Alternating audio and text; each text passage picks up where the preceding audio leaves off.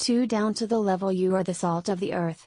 But if salt becomes insipid, what can make it salt again? After that it is fit for nothing, fit only to be flung outside and trodden underfoot. St. Matt. v. 13. When the question about the nature of man arises either in the life of the individual or in the historic course of a given culture, the signs are stormy. It is the most natural, but also the most radical question man can ask. For which reason he seldom asks it, preferring to assume that the answer is known.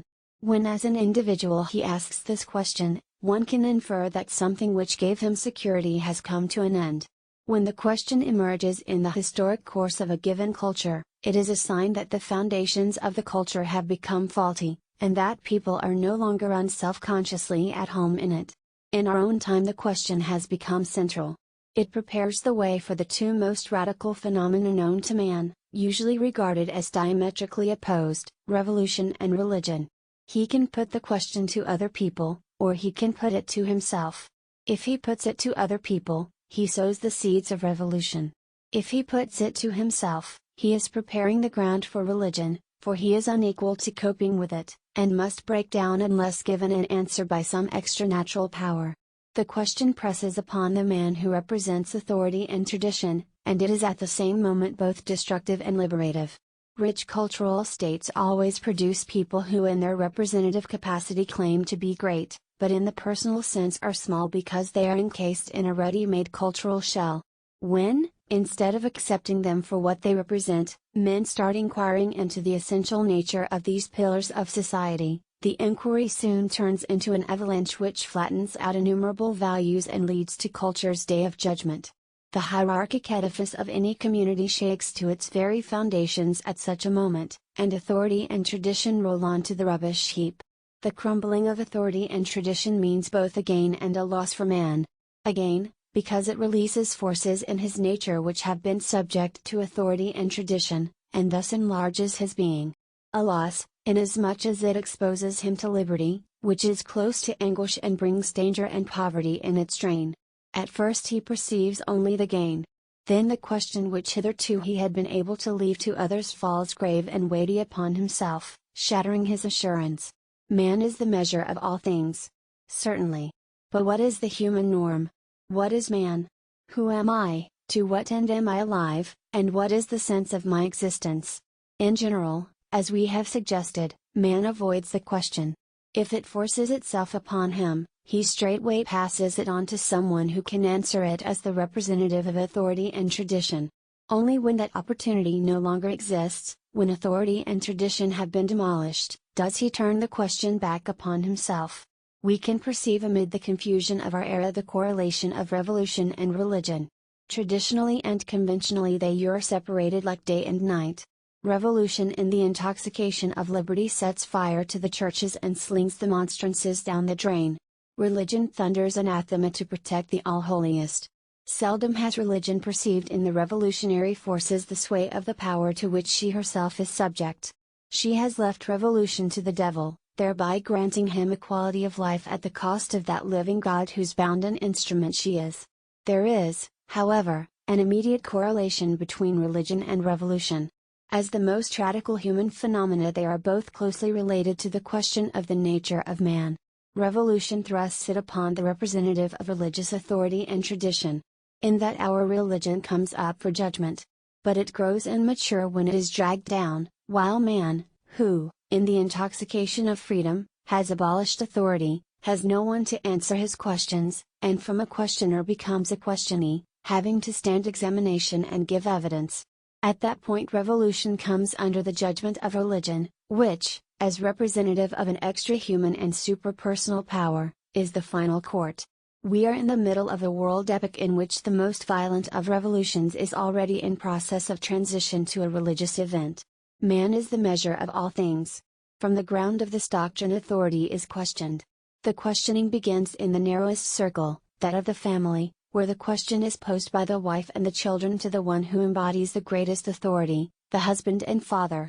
Hitherto the only problems brought him were those he had to decide as husband and father, questions which assumed his authority. Suddenly the questions become more penetrating.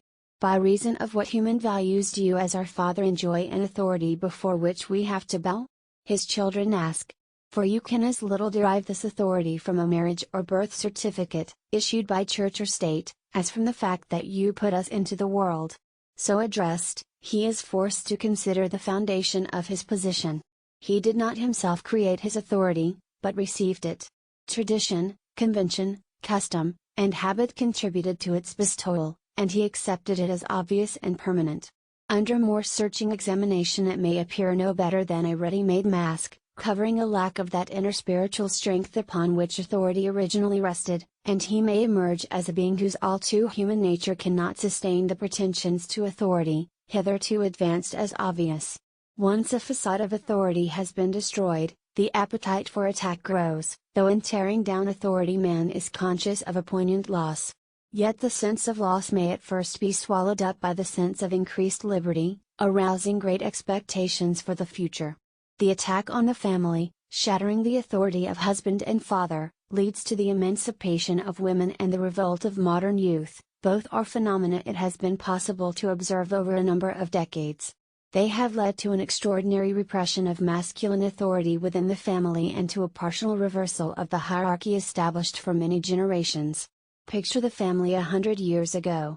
At its head stood the grandparents, honored and sacrosanct in their authority, particularly the grandfather, to whom the father was still subject. After them came the father, and with him his brother. Male domination within the hierarchy was not questioned.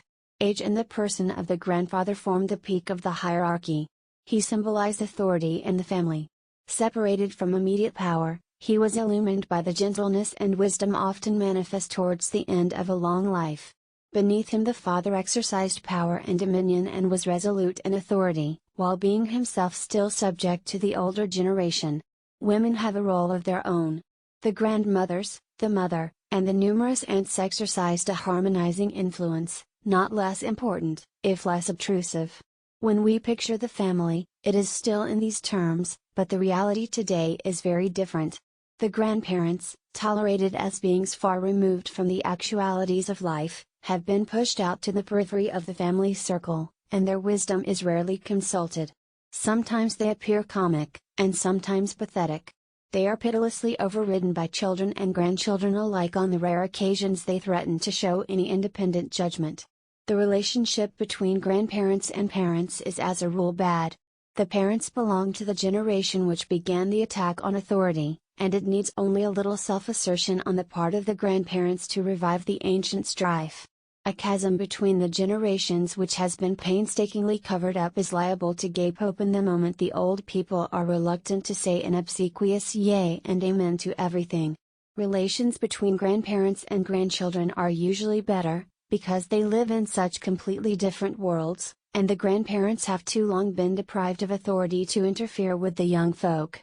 Easy generosity often brings the children onto the side of the grandparent if a conflict develops between the older generations, but if any question concerning themselves arises they oppose parents and grandparents alike without second thoughts. Relations between children and their parents are now less strained. Father retains merely a shadow of his former authority, and only in the rarest circumstances will he invoke that.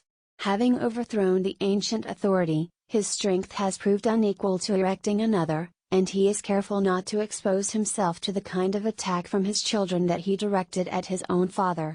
Thus he is an uncertain, tottering figure, more disposed to let things slide than to seek to determine their course. Making little claim to authority, he at least avoids being questioned about his pretensions by his family. The freedom he obtained by the attack on his own father has profited him little, it has neither increased his stature nor strengthened his character. He moves hazily and indecisively through time, content if he can avoid conflicts. It is his children who have benefited from his early revolt. The family hierarchy has turned turtle. Its peak is now below and formed by the young. Whereas 100 years ago the young heeded their elders, today the whole family hearkens to the children. Revelation no longer comes down from above, but up from below, the wisdom of age and experience having been relegated to the scrap heap. Which means that the family hierarchy has been flattened out. In scarcely 2 generations a building of many centuries has been brought down almost to the level. The status of woman, despite emancipation, has been less affected. The love influences which she contributed to the old structure of the home did not set into rigid forms of dominion. The raison d'être, reason of the heart which women have at their command is not touched by those fundamental penetrating questions which are based on the élan vital force or impulse of life. Within the structure of the old hierarchy she kept alive the soothing and warming powers of the spirit. Now that the old hierarchy is in ruins about her, she emerges relatively unaffected. Her tasks have increased, and make heavy demands upon the power of her love. With the collapse of male authority and dominion, her status has risen considerably. What has happened within the family is the smallest and probably the most personal aspect of a development which is embracing every realm of human life. The attack on authority has become total and general. Any man with pretensions to authority, whether of birth, or based upon spiritual, educational, professional, or occupational status, must produce evidence in support of his claim, and expound the values upon which his privileges depend. If he is unable to do so, his mask is stripped off and his authority destroyed. After the family, the most important sphere in which the individual is socially integrated is that of his profession. Each profession is endowed with authority and gives its members a status with claims to respect on the part of society. The most powerful are the professions concerned with the fundamentals of living. The clergyman, the magistrate, the doctor, and the teacher stand considerably above other people, claiming a special authority. Their standing is consequently being subjected to the most persistent questioning. In these days, that is to say in the midst of a high civilization, only in the rarest instances have the members of these professions a vocation for their work. The young man has to decide far too soon to what purpose his whole ensuing life is to be dedicated, and seldom does so freely and by reason of a compulsive inner urge. Traditions and social position, chance, opportunity, and material considerations start him off, and, once started, he will persist because he must, unless he is to surrender all hope of reaching independence at a reasonably early age.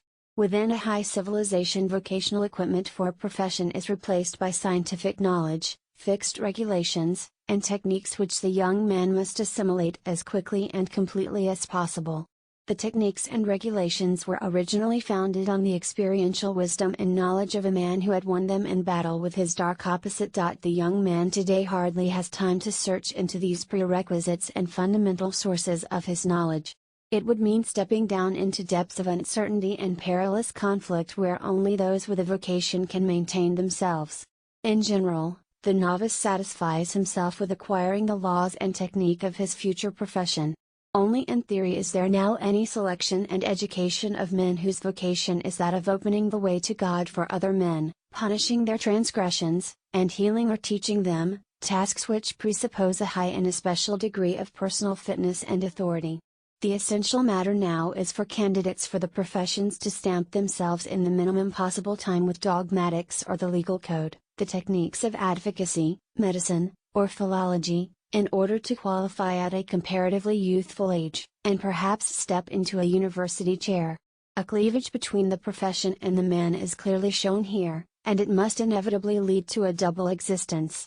On the one side the clergyman, the magistrate, the doctor, and the teacher represent, in office or on duty as we now say, a traditional authority, while as individual human beings they have little to do with it, and are only under an obligation to behave in such a manner that the profession's prestige is not adversely affected.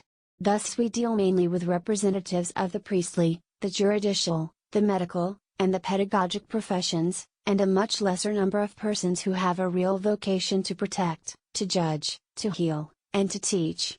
And the member of the profession is held to fulfill his calling so long as he meets the demands made upon him by the men who live by the profession, so long, that is to say, as he complies with professional regulations.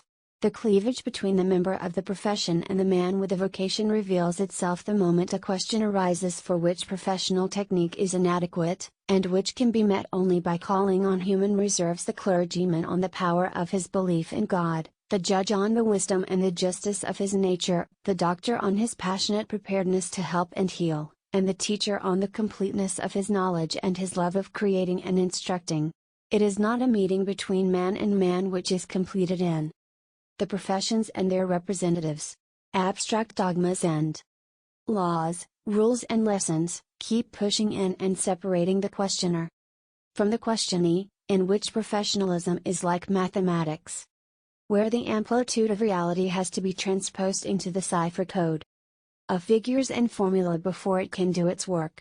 It is made possible only by the questionee treating his profession as a material matter, and separating from it the human and personal background and underground factors, by treating himself merely as the object and executive organ of his regulations and laws.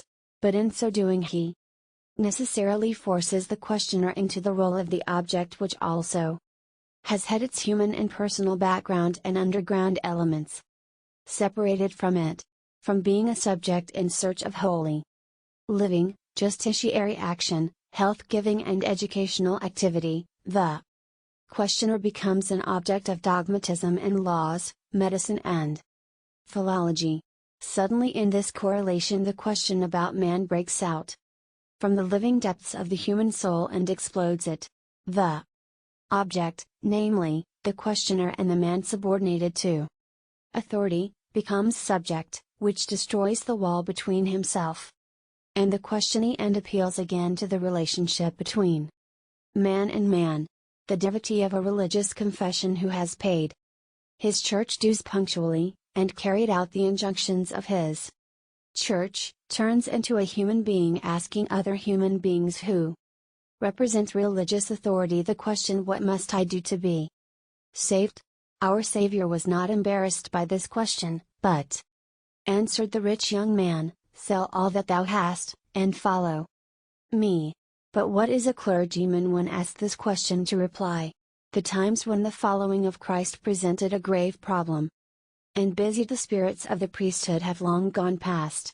The clergyman is master of his profession's laws and regulations, and through them and because of them he has hitherto enjoyed the respect accruing to authority.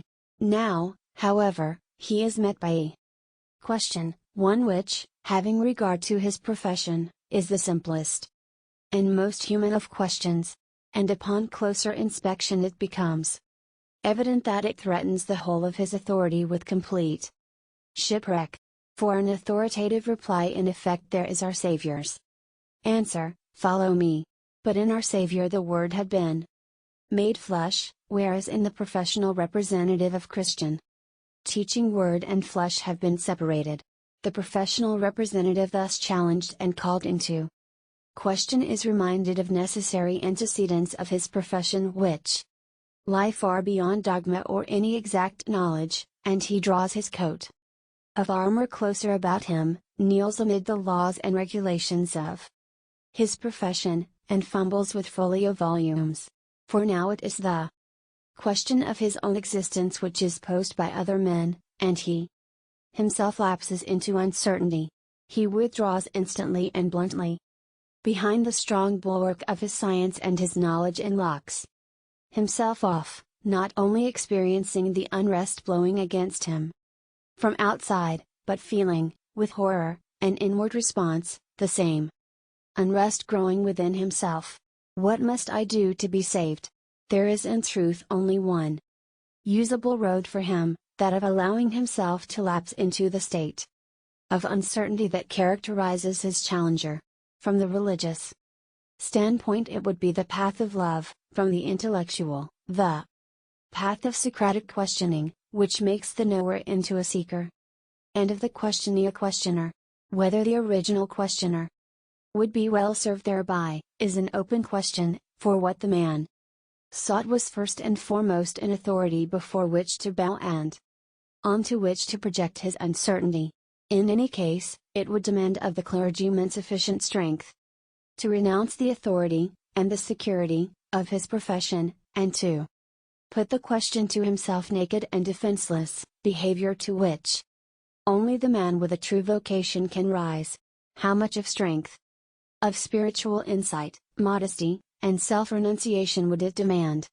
In a world where greediness for public approbation, love of power, and vanity are the dominating forces, it is therefore more likely that the questionee, feeling personally attacked and his position threatened by the question, will hide behind the bulwark of his profession, and according to its regulations. Recipher the question as a means of eluding it. By so doing he disillusions the questioner concerning authority, smashes the keystone of the social hierarchy, and even helps to create strife between man and man. In rejecting the question he showed that he too is only a man, though with the advantage of an authoritative profession which he employs to maintain himself and gain security. The questioner perceives this at once, and the mode of his questioning alters. He no longer asks, "Parson, what must I do to be saved?" but questions the status of the questionee. He may, for instance, recall that according to Scripture the Son of Man had not where to lay his head, and that the disciple was enjoined not to take anything with him save a staff alone, having no purse, no bread, no money in his belt, and not to carry 2 garments. The parson knows these references better than his challenger. They form the precious stones of his Sunday sermons. But when the precious stones bounce back upon him in this form, he finds himself challenged by authority, and is harshly forced to recognize the ground of his security, a profession, a benefice such as feeds and pensions its incumbent, a warm room, and more of that sort. And in a bourgeois epoch living in comfort and security he will put a counter question: why shouldn't the parson live like that? But authority always involves some kind of asceticism and renunciation. Most of all when it teaches that everything temporal is but a fleeting allegory. The saint, the hermit, and the monk are not affected by the question. They are the true guardians of authority, whose critics fear to be challenged to follow me and do likewise. But the professional parson, is he vested with the right and the authority of the word by the crucified one who hangs above him, and in whose name he speaks? Or is it not the fact that authority and grace are accorded to him only in the degree that he humanly incorporates them in himself? We no longer find shepherd and flock opposed, but man meeting man on a basis of equal rights, and battle begins between them. A struggle in which authority will be tested and broken and brought right down to its ultimate values. The battle will be fought by the questionee with increasing passionateness, not only because his position and his authority are called into question, but also because the metaphysical bases of his very being are indissolubly united to his profession. In a civilization which tries to grasp all values and render them useful, this man's profession has sucked up all the values of the religious and made them serviceable to itself. It liberates its incumbents from the torturing uncertainty pertaining to mankind, from which religious belief provides the only escape. Clearly and unequivocally it tells its incumbent the meaning of his existence. It not only renders his material existence secure, therefore, but his spiritual and metaphysical existence also. Hence, if his profession is called into question, he faces metaphysical insecurity. He no longer understands his nature or the meaning of his existence. The questions break in upon him with irresistible violence, perhaps at an age when the resiliency of youth has gone, and, unable to bend, he can only be broken. It is, however, not merely its incumbents' physical and metaphysical security which are threatened by the disintegration of his profession. These introduce a still more fundamental developmental process, namely, that of the court of justice. The incumbent of a profession, once divested of his authority and flung back again into human insecurity, comes under judgment. It is not only the present which has been transformed. His whole past existence appears retrospectively in quite a new light, and comes before the man demanding that he take account of it anew. The spiritual drama now acted within the man runs as follows. His profession has demanded many sacrifices, of himself and of others, which were obviously justified so long as they were compensated by the equivalent of professional attainment. Much occurred, and much was bound to occur, for which one's own conscience could not bear the responsibility, but which found its justification in professional necessities. there have at all times been members of a little ruling class who have had to sustain a distinction between their own conscience and the necessities imposed by the state, whose personal morality could not be used as a measuring rod for the greater creation with whose destiny they narrowly identified themselves. Thus arose the concept of the reason of state, a procedure which in the words of its historian remains problematical and equivocal, because known injury to morals and rightness, in all circumstances and no matter what the motives from which it may ensue, remains a moral stain, a defeat of ethical values in its cohabitation with the executive force. Thus conduct as dictated by reasons of state runs constantly hither and thither between the darkness and the light.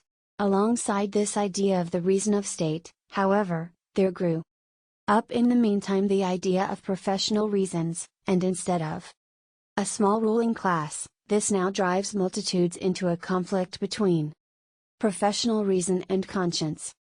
Whereas in earlier times there existed, so to speak, a social and moral division of work whereby the little man could preserve the morals of his bourgeois decencies, and it was only the ruling classes which came into that conflict, this problem has as a result of democratization gradually become acute for the little man. The modern profession is of such a kind as to lay an enduring burden on the conscience of those who practice it, being subject to other laws than those of the human heart, and it is everywhere setting up conflicts in men which formerly only a few had to fight out in themselves. Thus professional life has turned into a fight for existence, in which the weaker and gentler are ruthlessly eliminated, so that success is always bound up with sin against others, the debt towards one's fellow men to which professional life inevitably leads is but the immediate and external consequence of the profession. There are more difficult inner conflicts which emerge into consciousness only when the assurance inspired by the profession fails. The whole of a man's life may be colored by the idea of his profession, and the personal, human side of his existence be neglected. He has neither the time nor the inclination to reflect clearly on his experiences good and bad, and to allow his existence to ripen duly.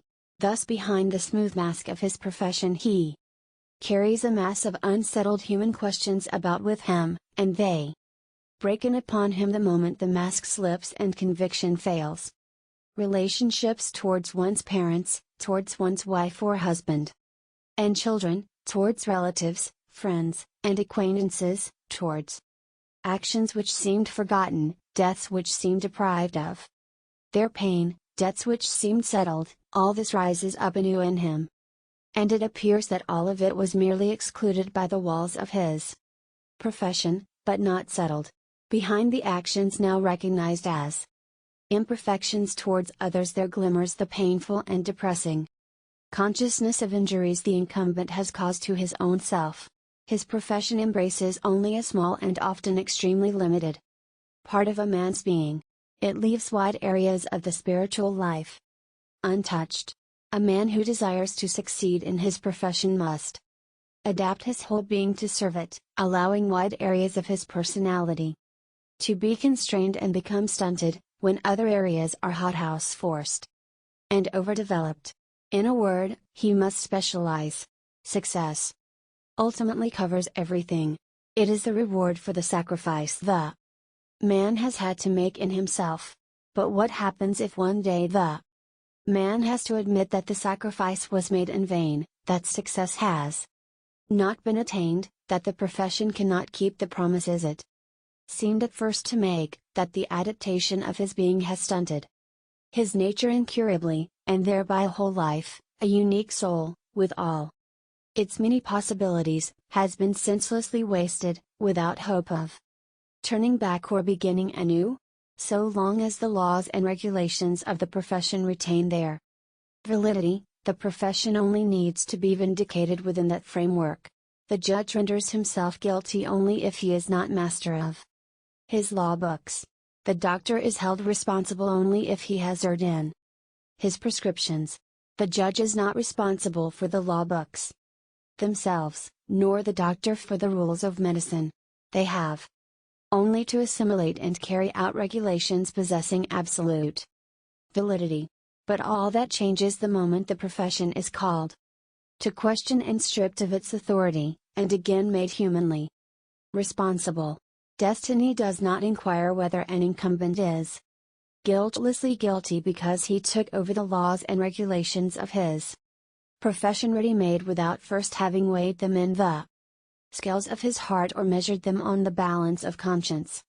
It does not estimate whether the guilt is to be traced primarily to his teachers, or the teachers of those teachers, or stored up through longer generations. It addresses itself to the living incumbent of the profession, the man who is responsible today. And he has to take over not only the mighty burden of personal guilt, heaped up in the most diverse ways on every day of his professional existence, but also accept responsibility for the laws and regulations of his profession. Sharing, because he took the regulations on trust, the guilt which generations before him have heaped up. Enough has perhaps been said to make it clear that as soon as his professional existence is called in question, and his authority threatened, the incumbent will defend his profession and authority by all possible means, and not capitulate without a struggle. Any question which touches him induces a prompt stiffening of conduct, thus driving the questioner to press his challenge home more forcibly, and to attack the man sheltering behind the professional mask. But the passion of the questioner will not only be heightened by the questionee's obvious and obstinate resistance, but turns destructive from the wretched state into which the questioner himself falls. For the question does not suddenly arise, aggressive and destructive, and launch itself against authority. It has its birth in unrest and discontent, an awakening of the soul, a seeking and a groping round, which turns against the representative authority, because quite naturally it expects an answer from it. What has touched the soul, what has caused the unrest and awakened the feeling of dissatisfaction, may be left a moot question, but it is something positive and valuable, revealing the yearning for genuine values. What questions the existing authorities is the desire for true authority. It is the hope that the parson will be an Augustine, the judge a Solomon, the doctor a Paracelsus, and the teacher a Socrates. Something has come to fruition in the soul of the man putting the question, and it is only disillusionment at the absence of any satisfactory answer on the part of authority which gives the quest a destructive force, a convulsion which may endanger, disintegrate, and finally destroy the authority that confronted him. The process not only occurs within the man, in the realm of the spirit, but has its very real material and visible consequences in the framework of a civilization also.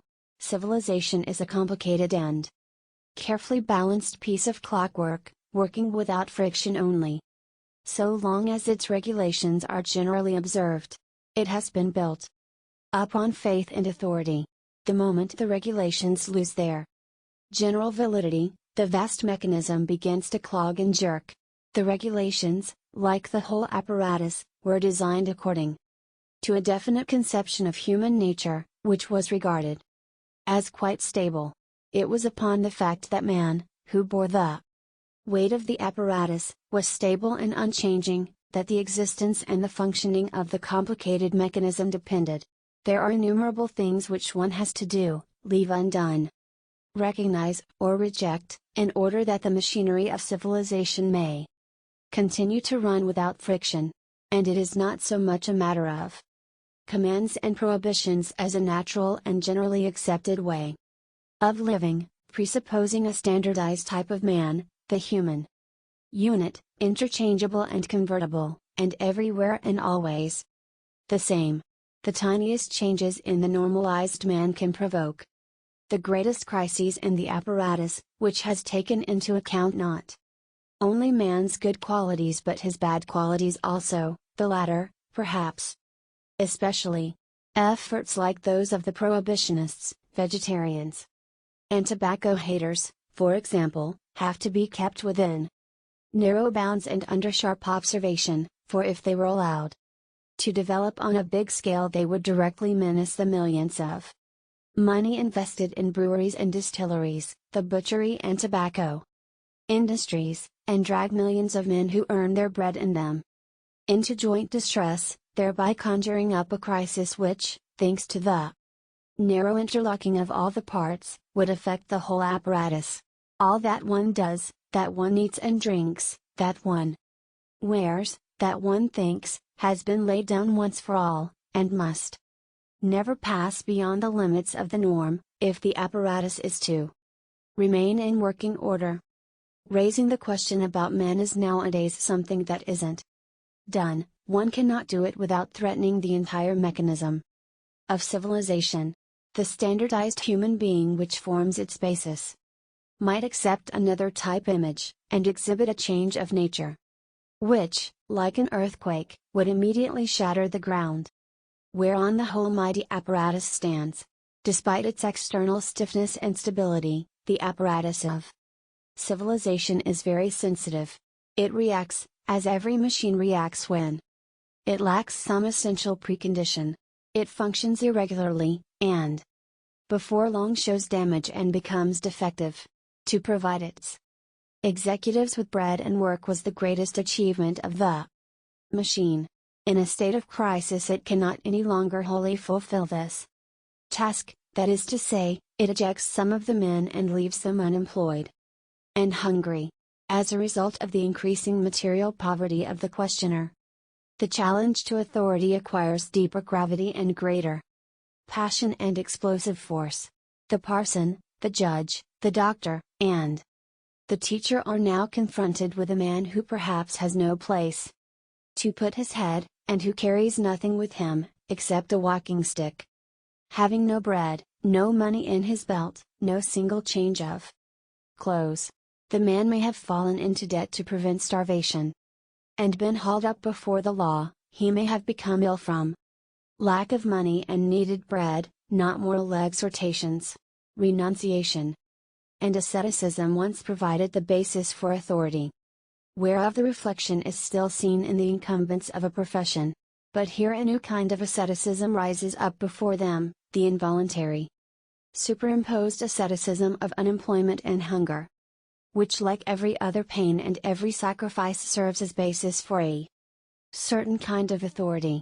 This negative authority comes with its questions before the professions which still bear the fading semblance, the last ill reflection of authority, as they are based upon laws and regulations designed for a quite different kind of man, the normalized human unit. They have no answer.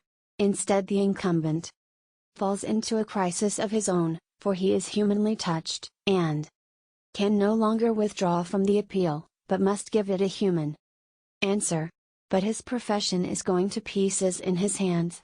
This is only one result of the question. There are material consequences, these developing just so and in no other manner, with an absolute consequentiality through an uninterrupted chain of causality.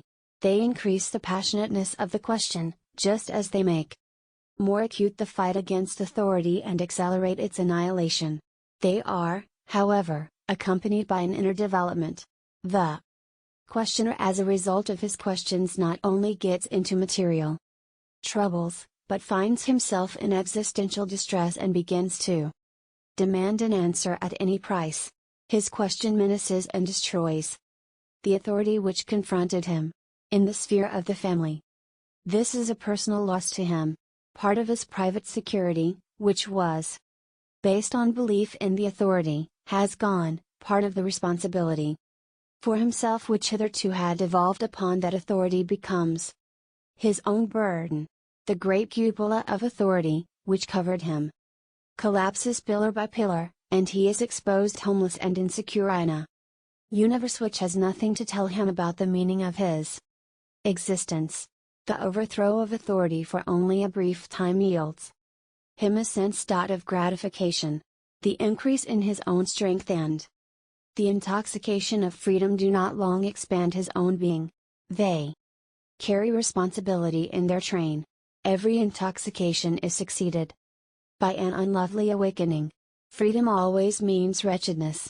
The questioner gets the deeper into this wretchedness as more authorities break down under the impact of his questioning. The man who has disintegrated the authority of the parson, the judge, the doctor, and the teacher, attains a higher degree of self-consciousness and self-affirmation than he finds pleasant.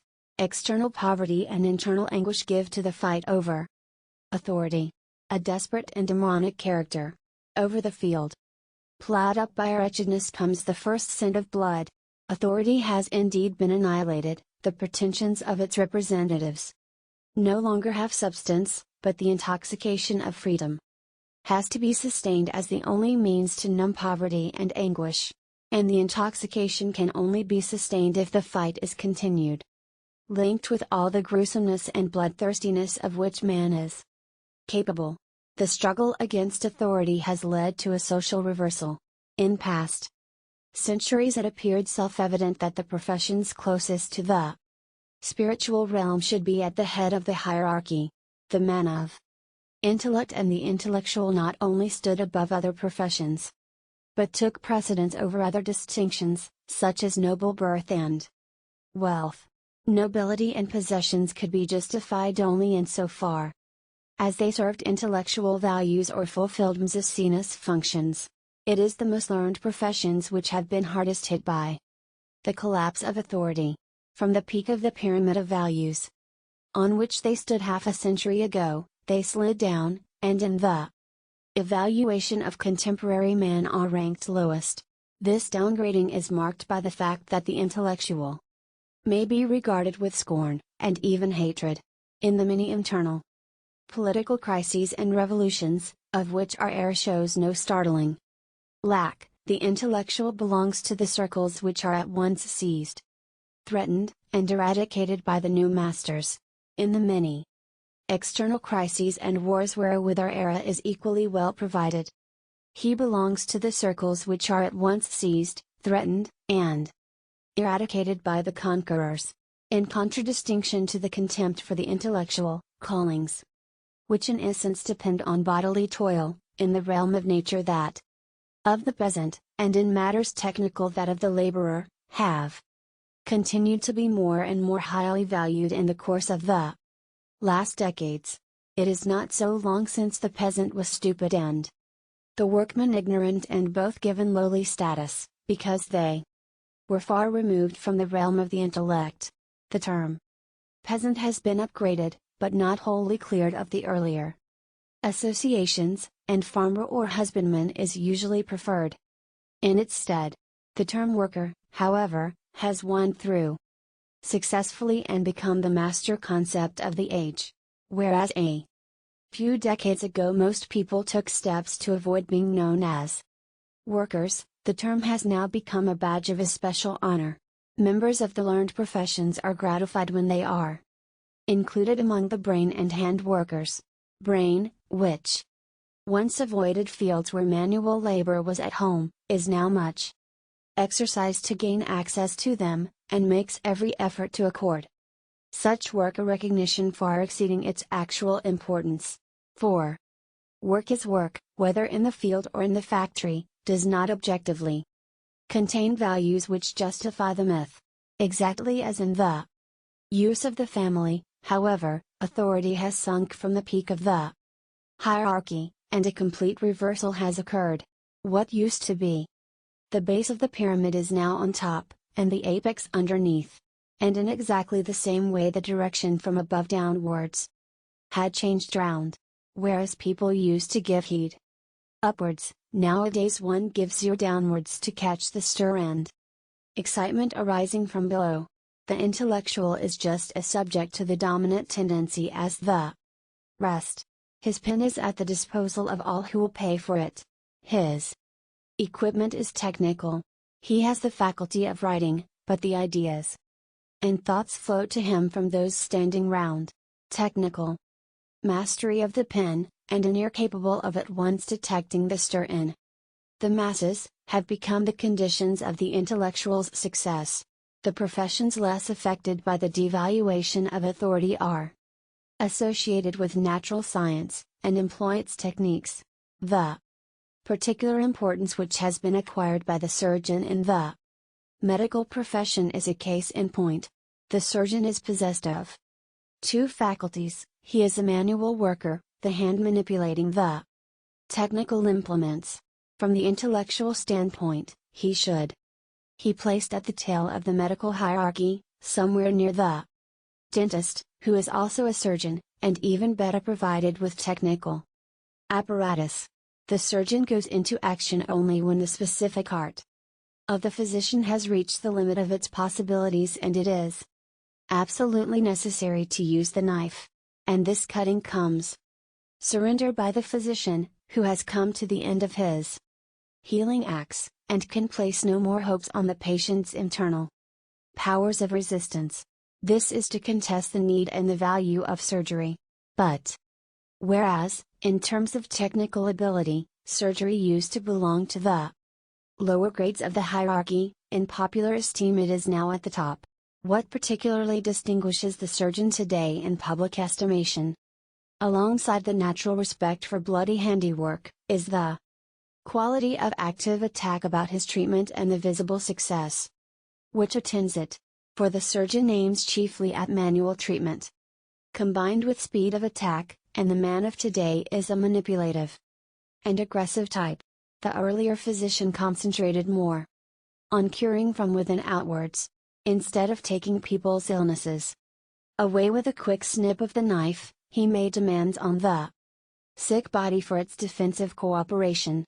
Hence the surgeon's representative position today and the weakened authority of the intellectually conditioned physician. A parallel in the legal realm is the change in the valuation of magistrate and lawyer. The magistrate's authority has declined, while that of the lawyers has enormously increased, for the lawyer is champion-elect in the fight against authority, and possesses all the qualities the man of today expects in an intellectual specialist. In particular, his authority is given him from below by the simple citizen whom he represents and whose purpose he seeks to fulfill. Similarly increased now is the importance of all whose professions are directly based on natural science. The scientist takes pride of place, and is followed by the technician, the engineer, and the chemist, down to the operatives entrusted with any kind of mechanism in our technical civilization. All these professions have been upgraded. Authority, it is true, has not been transferred to them, nor have they created a new authority. In the realm of natural science no authority exists any longer, but we find in untrammeled dominion the scientific expert, a humanly neutral being valued only in proportion to his mastery over the laws and regulations of science and his understanding of his craft.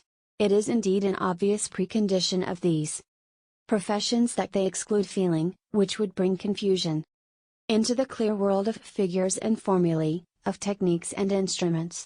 The surgeon's hand might tremble, the eye of the man employing the instruments of fine mensuration might be clouded. Errors might creep into the calculations of the chemist. These professions have been neutralized and dehumanized, and have no authority in the old sense of the term. They are only indirectly affected by its breakdown through the irregularities of the mechanism of civilization. Family and profession are, of course, only sectors of larger areas, standing under the law of authority. Beyond the family is the clan, the tribe, the nation, and the race.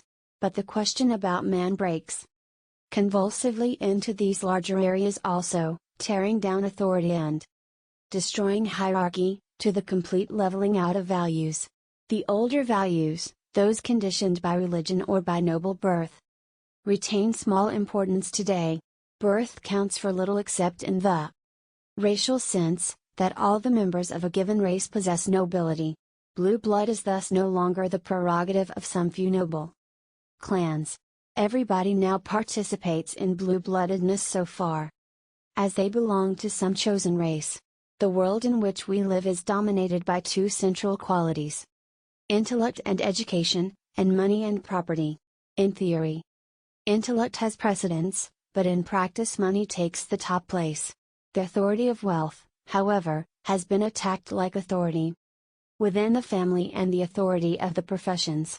A few decades ago, a man of wealth and property enjoyed them as a natural right, and accepted just as naturally the pleasures and respect which they brought him. It mattered little whether he had acquired wealth or inherited it, though inherited wealth ranked somewhat higher. But it was beyond the range of his imagination to suppose that his right to wealth would ever be disputed. Within a relatively brief period, this has altered decisively. The man of wealth and property is asked why he enjoys his special advantages and what qualities justify his claim to do so. It is no longer sufficient to produce juridically valid title deeds. In what manner can he justify himself? Like family man and professional man possessed of some authority, he cannot advance a satisfactory answer. What prevents other men from taking away his property and dividing it among themselves? The juridical title deeds and the power of the state behind them are hot recognized at the humanistic level. Man is the measure of all things. But we are all men. Therefore every man can measure and test the rightness of things for himself. And if in so doing he becomes convinced that the other man is unrighteously possessed of his riches, he is not only justified in taking them away, but even humanly bound so to do. For as men we are all equally entitled to share in the available riches.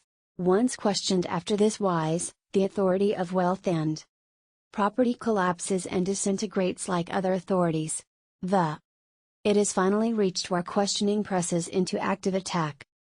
One man takes away another man's riches in good faith, believing that in so doing he is exercising his right and re-establishing justice and righteousness in the world.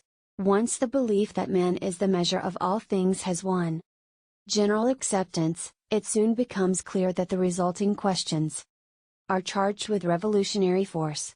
It begins with a question put by the poor man to the rich, and ends logically and consequentially with the value of all property being destroyed, be it much or little.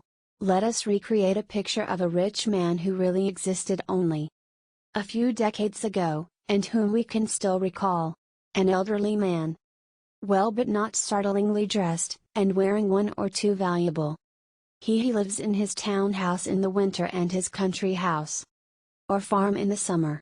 He surrounds himself with articles of selected elegance, from the linen, table silver, porcelain, furniture, carpets, pictures, and tapestries of his room, down to the carefully kept garden. He entertains on a large scale, and is often out visiting others. From the picture of the rich man, which everyone keeps in the album of memory, we may pick out a few essentials. The restful and stable authority of the wealth is remarkable. No outsider challenges it. Its basis is a question for the rich man alone. And he does not seem troubled to the extent of losing any sleep over it. Freehold ownership of land and mortgages, gilt-edged investments, and industrial shares, a respectable bank account producing good interest, and the valuables with which he is surrounded, it may well be that his peaceful security is based a little on all these things.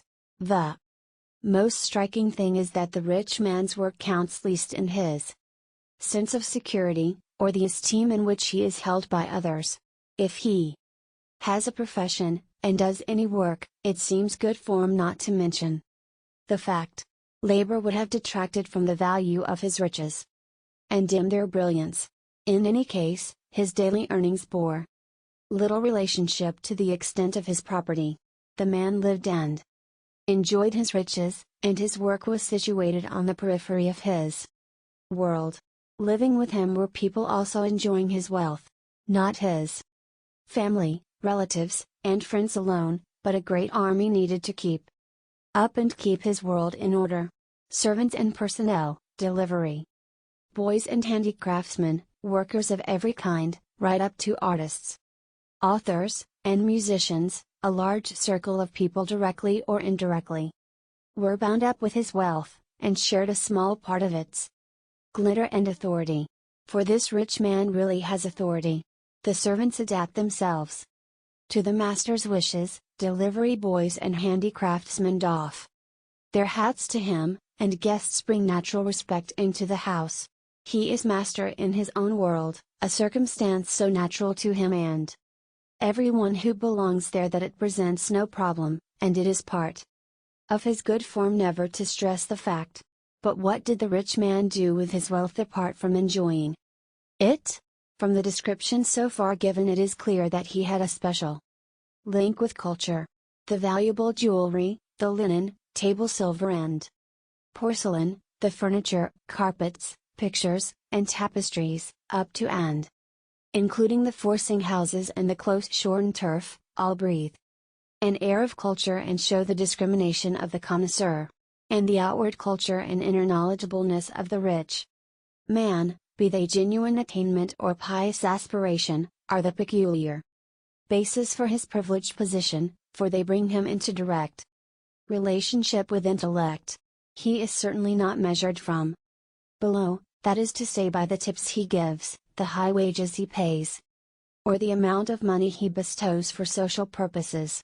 This man is measured from above, by the extent, that is to say, to which he can transmute his wealth into intellect and culturally enrich the world about him. It is this relationship to the intellect which alone serves as ground for his privileged position, placing him, as it does, in subordination to a quality higher than himself, which he serves. This direct relationship to culture and knowledge radiates to the whole circumambient human world of the rich man and gives a meaning to it. The servants, for instance, do not carry out their functions because he can pay the highest wages. Usually he does not pay the highest wages or give the biggest tips. He has no need to do so. But what his wealth does do is to give his cook, his gardener, and other servants the opportunity to display their arts unchecked and transpose them into culture. Perhaps his cook would earn more money by opening a soup kitchen and selling quantities of bad meat bouillon. Perhaps his manservant would be richer as a cinema commissionaire, or his gardener grow more prosperous by plaiting funeral garlands. The amount a man can earn by his activity is not the only question, however. To what extent does he create cultural values, and how is his work related to the spiritual? The size of the wage packet bears no relationship to joy in work. The cook can really stretch himself in the rich man's kitchen. With the best ingredients he can produce the most selective dishes, doing a job for its own sake. The rich man's gardener can let himself go in the greenhouses, without being limited by exact accounting. I must look after my silver, my washing, my turf, say all the servants, and from the obvious naturalness with which they say it one can judge of the value of the master to the man. And the same is true of the outer circumambient world of workers and artists. Tailors and shirt makers can work up the finest materials. Carpenters and bricklayers are given tasks which make their work independent and creative. No one denies that the shirt maker might make more money by serial production of bust boosters or suspender belts, but it is certain that he would soon be sick to death of the occupation, which would reduce his creative contribution to a minimum. It is an error to believe that he would get greater pleasure out of more money. Enjoyment is inseparably linked with cultural values, and man grows only in the measure in which he serves them. The expensive garment which the shirt maker completed was his work, a work of art, through which the creative element in his nature could express itself. The work of art was given to another man whose skill lay in caring for it, in washing, ironing, folding, and putting it carefully away in the wardrobe. The fact that the rich man put the shirt on and wore it, and that other mortals couldn't, was comparatively unimportant. Then there enters the assured peace of this world the question about man. It does not break in suddenly, but pushes nearer slowly, and, as it were, creeps its way in. The rich man's authority and grace slowly slacken and fade. Wealth as a value in itself slowly loses the respect hitherto accorded it. The behavior of the servants grows more willful and self-conscious. The workers no longer doff their hats naturally, they lug them off unwillingly, and put their heads together behind the rich man's back, and talk their talk and make their gestures. The rich man is slowly dragged down to the level of the herd. The servants bring their gossip from the seclusion of his house into the surrounding world of delivery boys and workers. There to be kneaded and whirled round and given forth again. Man has become the measure of all things, and wealth as a value in itself is no longer a measure to which things are cut. So the rich man is only a man, and we are all men. But once wealth is deprived of its natural authority and its owner brought down to the level of human beings, inevitably and logically the question arises by what right he is rich at all. He must have especial human qualities not possessed by other men. What are they? Do they resemble those exported from his home by the servants, and whirled curiously round by the delivery boys and handicraftsmen? Such sweepings display an inferior type, to whom the poor but respectable man is far superior. No claims for wealth can be based upon that. And now a process is beginning similar to the developments in the family and the professions. The rich man mounts guard, defending his authority and property. The questioning becomes more searching and radical. The fronts draw apart and open fighting begins, which must end with the hierarchy of wealth being leveled out. The immobility of wealth is vanishing. The freehold ownership of land and property, for instance, has lost its value through the heavy burdens imposed upon it. Peaceful possession is no longer an attribute of wealth. Owners of country houses and estates have been forced by high taxation to encumber their possessions bit by bit, while the duties which compel them to give board and lodging to others are growing even greater. Peaceful ownership is further damaged by its continuity being broken up. What was once a particular value of wealth, that it was inherited and not acquired, is today reckoned a peculiar injustice. It is counted an unrighteousness that inheritance should give one man comfort, while another is born to hardship. Thus the security of inheritance has been decisively shattered in the course of the last few decades. Heavier and heavier death duties have made the transference of wealth so difficult that in 2 or 3 generations, freehold possessions will be entirely swallowed up. And through this process a most important feature of wealth has been damaged, and may be in the end eliminated: tradition, without which wealth loses much of its value. External culture and inner training are the work of generations, and can be accomplished only with the greatest difficulty in the course of a single lifetime. Even a well-tended, short-clipped lawn only acquires its proper color and texture by the 3rd generation. All this becomes a dead loss once the security of inheritance is abolished.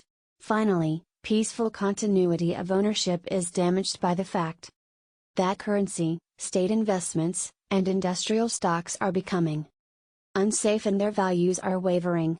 An alien power is seizing wealth, convulsing it, and driving it from its security into the world, through which it hurries restlessly and ever faster, seeking to find a refuge, what is called the possibility of safe investment, by means of taxes and edicts of state, of social duties and levies. Wealth is being beaten like the pheasants. Every newspaper in every country is full of news of the redistribution of wealth. And the decisive factor in the process is simply that in public estimation wealth is marked with a stain. A rich man has now become as much a term of reproach as an intellectual. Wealth, once reckoned among the peak values, has been leveled out, and the authority it embodied destroyed. Less involved than freehold ownership, which is the true wealth, are actual earnings and profit based on work or production. Such wealth is, of course, also subject to taxes, often so heavy that the profit motive is crippled, and the worker calculates how little he should do. But gain from direct labor and management will always be recognized and tolerated, even when it is high. just as those professions associated with commerce have not been included in the leveling process, so in the sphere of wealth working capital or earned income is not being affected. Labor, which in the days of peaceful ownership was pushed out to the periphery, has now become the actual scale of valuation. The ideal of the age is a man who has created or manages a big undertaking, who works 2 or 3 telephones on his desk, is surrounded by specialists and women's secretaries, has a whole row of anterooms full of the rattle of typewriters, and who races about the world by plane, Pullman, or motorcar, heading conferences, signing documents, dispatching wireless telegrams, a man for whom everything is turned into work and business. This man sleeps on a train or an airplane, breakfasts with business friends, negotiating business deals in the process. Clothes have become a matter of sheer indifference to him, and jewels merely a nuisance. Naturally, he runs a wizard car, with which no carriage could be compared. But all he knows is that it is fast and softly padded. He sits in the back turning over documents and giving his female secretaries quick, short stenograms. He earns big money by these activities, annual amounts which in former days would have served as a foundation for generations. But the value of these sums has for him, as for all the people in the world about him, been neutralized by the fact that work and business activities alone occupy his life, and he has no kind of rest or leisure to enjoy his wealth. He is no longer the rich man, although his income may be greatly increased. Instead, he is a dynamic being, full of energy and toil, a meteor whizzing at top speed above the starry sky of civilization, without repose or leisure, without time to live. And as he is himself, so the world around him has been made. It is no longer the circumambient world of servants and workers, artists and authors, but has become as dynamic as himself. It is a world of specialists and secretaries, engineers and workers, people who have been dragged into the energy of his being and accompany him like satellites on his hurtling trajectory. They know that the boss earns many times what they get, yet the question about man is less often raised here, for the simple reason that those who work for him enjoy a better life than he does. They see perfectly clearly that the man gets nothing for his money, he even has no time for the little human pleasures which his specialists and secretaries, engineers, and workers are still able to filch for themselves. He has been eliminated and neutralized as a man, and become nothing but the impersonal instrument of civilization. He is extinguished the moment he would retire into quiet. Not only does he lack all the personal qualifications for equipping and conducting this retirement with cultural values, but he simply cannot retire at all, because he has a position, but no wealth. His wealth exists only so long as he is working with it, so long as he lets what capital he has work, tests every day whether it is working productively, and keeps investing it in new things in which it can work better. Capital can become very big in the process, but that amounts to nothing, since today there is only a working security. No kind of inert security at all. This man has to keep on getting in on things, he has always to be a jump ahead of others, in order to get out with his capital intact. There remains only the relative security of business activity and feverish work. Gold can rest and not rust, but machines rust speedily if they stand idle, and millions credited somewhere in an account book can be lost in the twinkling of an eye. Wealth has been devalued and leveled out. Only restless activity can nowadays ward off destruction. The essence of authority is peace. The moment the peace of wealth is destroyed, its authority comes to an end, and its relationship to cultural and spiritual values is finished. In the course of a few decades, the authority of wealth has been shattered like that of the intellect.